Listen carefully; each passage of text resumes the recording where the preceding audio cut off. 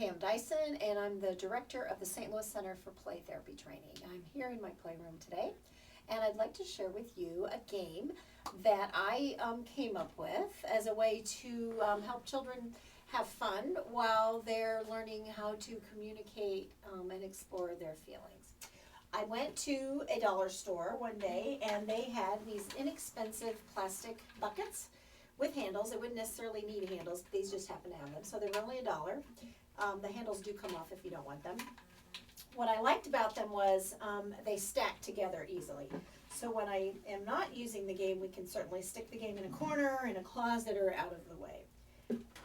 Anyway, I bought 4 because I work with a lot of young children, preschool age in particular, and I have found with them that it's really kind of good place to start with them with identifying feelings, to start with 4 basic feelings. And you can see I've put some faces on each of these containers that represent 4 basic feelings of happy, sad, mad, and scared, or it could be surprised, whichever way you would like to use that particular feeling face.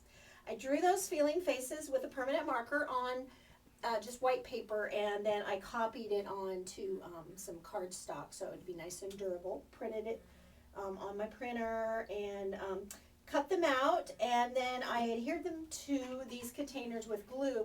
But then I also put a piece of clear laminating film. You could also use clear contact paper over the top to make it more durable so that they don't come off. Especially if you're going to stack them together, they rub against each other, they could peel off. These have been on here for several years, and they're really stuck really tightly. So 1 feeling on each bucket. You could put the same feeling on the back side, or you could do lots of different feelings on the bucket actually if you wanted to. I chose to do 1 feeling per bucket.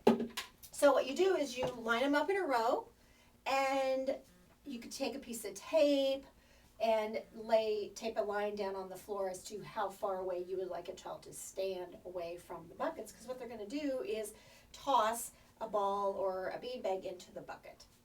So I also picked these up at the dollar store while I was there.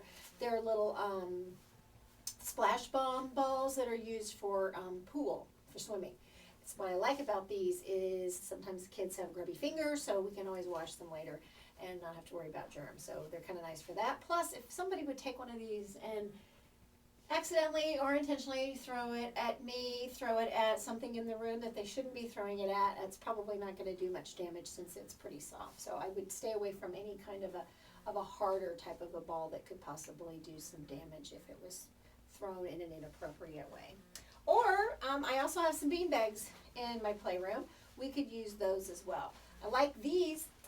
They could be color-coded toward the face if that is something that's important to you. Some of these young children I work with, recognizing colors is maybe something that they're also working on. So if we're kind of doing a twofold thing here, feelings, colors, the visual component, it might kind of help it make more sense to them.